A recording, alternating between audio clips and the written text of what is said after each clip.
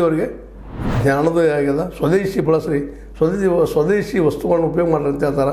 ಹಂಗೆ ಸ್ವದೇಶಿಯ ವಸ್ತುಗಳನ್ನ ತಯಾರು ಮಾಡೋದಕ್ಕೆ, ಉತ್ಪಾದನೆ ಮಾಡೋದಕ್ಕೆ ಈ PSUಗಳನ್ನು ಇನ್ನುಳಿದವುಗಳನ್ನು ಉಪಯೋಗ ಮಾಡಬೇಕಾಗಿದೆ, ಉದ್ಯೋಗ ಸೃಷ್ಟಿ ಮಾಡಬೇಕಾಗಿದೆ.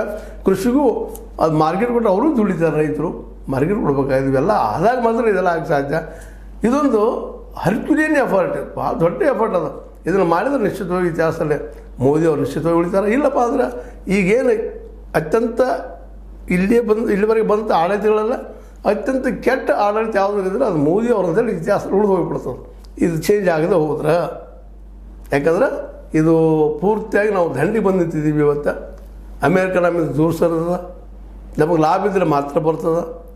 ನಾವು ಒಂದು ವೇಳೆ ಕೆಲಸ ಬೇಕಾದ್ರೆ ರಷ್ಯಾ ಜೋಡಿ ದೋಸ್ತಿ ಬಿಡಬೇಕು, ಚೈನಾ ಜೋಡಿ ದೋಸ್ತಿ ಬಿಡಬೇಕು. ಚೈನಾದ ಮಾಲ್ಗಳನ್ನು ತರಿಸುವಂಗಿಲ್ಲ, ವಸ್ತುವನ್ನು ತರಿಸುವಂಗಿಲ್ಲ.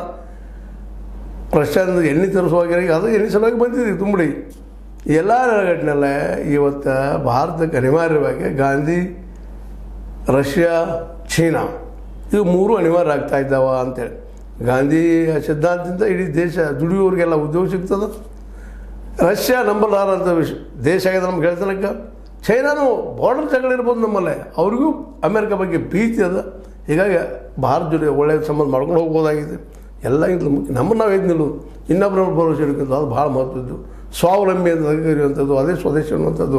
ಆ ಕೆಲಸವನ್ನು ನಮ್ಮ ಮೋದಿಯವ್ರ ಕಡೆಯಿಂದ ಆಗ್ತದನ ಮಾಡ್ಬೋದಾ, ನಮ್ಮ ಕಾಲ ಮೇಲೆ ಇಡುವಂಥ ವ್ಯವಸ್ಥೆ ತರ್ಬೋದಾ, ಎಲ್ಲರಿಗೂ ಉದ್ಯೋಗ ಸಿಗುವಂಥ ಕೃಷಿ ಕ್ಷೇತ್ರಕ್ಕೆ ಮಾರ್ಕೆಟ್ ಸಿಗ್ಬೋದಾ ಅಂತ ಹೇಳ್ತಾ, ಇದು ನಿಮಗೆ ಲೈಕ್ ಆಗಿರ್ಬೋದು. ಲೈಕ್ ಮಾಡಿ, ಶೇರ್ ಮಾಡಿ, ಕಾಮೆಂಟ್ ಮಾಡಿ, ಜೊತೆ ಸಬ್ಸ್ಕ್ರೈಬ್ ಆಗೋದು ತಿಳಿಸ್ಬೇಡ್ರಿ. H60 ನ್ಯೂಸ್ ಅರ್ಥ ದೇಶ ತರ ಸತ್ಯ ಕೈಯಲ್ಲಿ ವಂದನೆಗಳು.